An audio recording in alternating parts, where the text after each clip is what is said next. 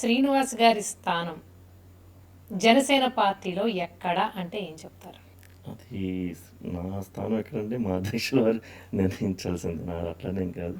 కానీ కొంచెం కీలకంగానే ఉన్నాం పార్టీలో అండి. ఆహ్, అంటే నేను మంగళగిరిలో నేను అక్కడ ఇన్ఛార్జి. నేను మంగళగిరి స్థానికుడు కావటం వల్ల మా అధ్యక్షులు పవన్ కళ్యాణ్ గారు కూడా మంగళగిరిలో నివాసం ఏర్పరచుకోవటం, మంగళగిరిలో పార్టీ ఆఫీస్ పెట్టడం వల్ల నాకు కొంచెం ఇంకొంచెం అటాచ్మెంట్ పెరిగింది పార్టీతో. ఆహ్, జనసేన పార్టీలో నేనైతే మొన్న ఈ మధ్య పార్లమెంటు నరసాపురం పార్లమెంట్కి అబ్జర్వర్ ఒకసారి వేశారు.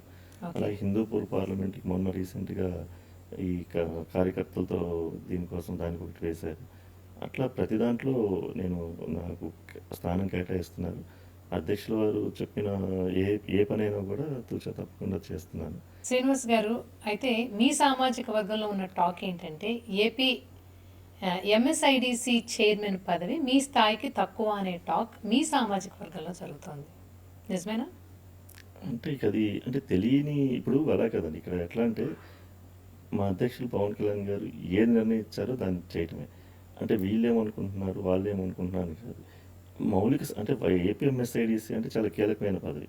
దీని గురించి ప్రత్యేకంగా పెద్దగా ఎవరికి తెలియదు. తెలియక అలా మాట్లాడుతున్నాయి కానీ ఏది ఇచ్చినా అంటే ఇప్పుడు ఇదే పెద్దదా ఇది చిన్నదా అనేది అయితే నేను ఆలోచించను.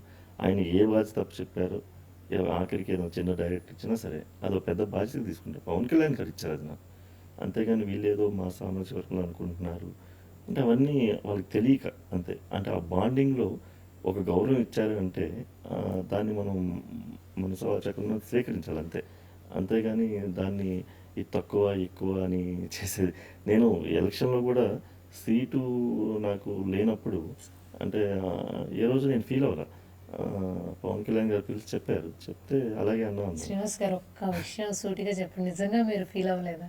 ఎందుకంటే ఇది మంగళగిరిని లోకేష్ గారు చాలా ప్రతిష్టాత్మకంగా తీసుకున్నారు. అలాగే ఆయన డెవలప్మెంట్ కూడా అసలు కొన్ని వేల కోట్లు ఖర్చు పెట్టి డెవలప్మెంట్ చేస్తున్నారు. నాకంటే మీకే బాగా తెలుసు. మీరు మంగళగిరిలో స్థానికులు. పైగా ఫ్యూచర్లో నాకు తెలిసి మీరు కానివ్వండి, వేరే పార్టీ అయినా కానివ్వండి, గెలవడం అనేది కత్తి మీద సాము. ఇప్పుడంటే మీరు కూటమిలో ఉన్నారు.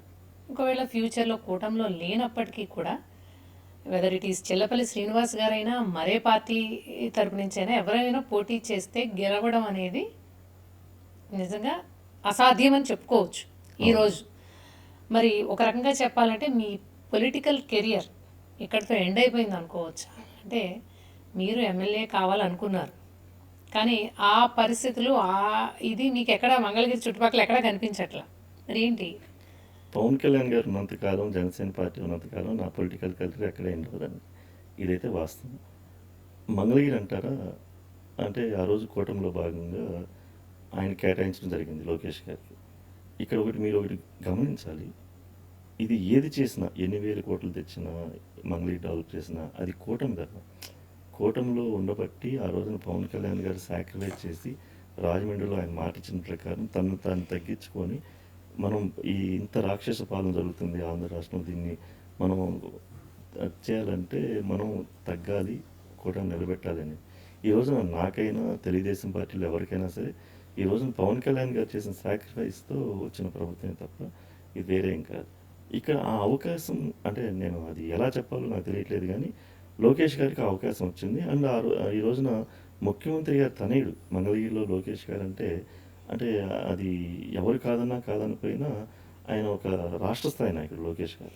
ఒక్క విషయం సూటిగా చెప్పండి శ్రీనివాస్ గారు, ఒకవేళ ఇప్పుడు మంగళగిరి ఎమ్మెల్యే లోకేష్ గారు కానట్లయితే నిజంగా ఇంత అభివృద్ధి జరిగి ఉండేదని మీరు అనుకుంటున్నారు? అదే చెప్తున్నానండి, లోకేష్ గారు కాబట్టే ఇంత అభివృద్ధి జరిగింది. ఎందుకంటే 100 పడకల ఆసుపత్రి కానీ అలాగే పిఠాపురం కూడా ఇప్పుడు model school of course Pithapuram కానివ్వండి, కుప్పం కానివ్వండి, ఇవన్నీ హిందూపూర్ నేను చూస్తున్నాను.